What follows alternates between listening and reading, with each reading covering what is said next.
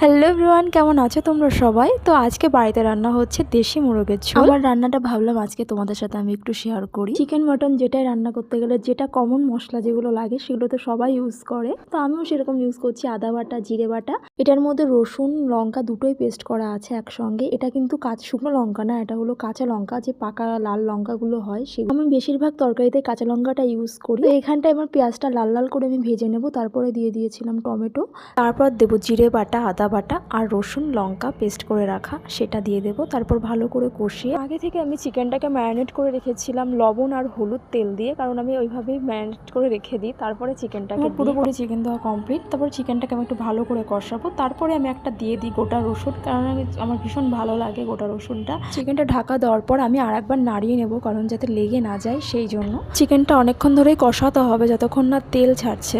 তারপর আমার চিকেন কষানো কমপ্লিট। এখানে আমি গরম জল করে নিয়েছিলাম, তার মধ্যে একটু চায়ের লিকার আর তেজপাতা দিয়ে ফুটিয়ে তারপর আমি মামুনিকে বলছিলাম, কারণ এক হাতে ফোন ধরেছিলাম সেই জন্য মামুনিকে বললাম মামুনি একটু ঢেলে দাও।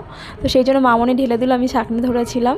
আমি আরও একটা জিনিস বলতে ভুলে গেছি, সেটা হলো আমি ভাজা আলুগুলো কষানো যখন অর্ধেক হয়েছিল তখন আমি আলুগুলো দিয়েছি। রান্নাটা প্রায় আমার শেষের দিকে, তো লাস্টে ঘি আর গরম মশলা দিয়ে আমি নামিয়ে নেব। তো তরকারিটা আমার নামানোও হয়ে গেছে। কেমন রান্নাটা হয়েছে প্লিজ আমাকে কমেন্ট করে বলো।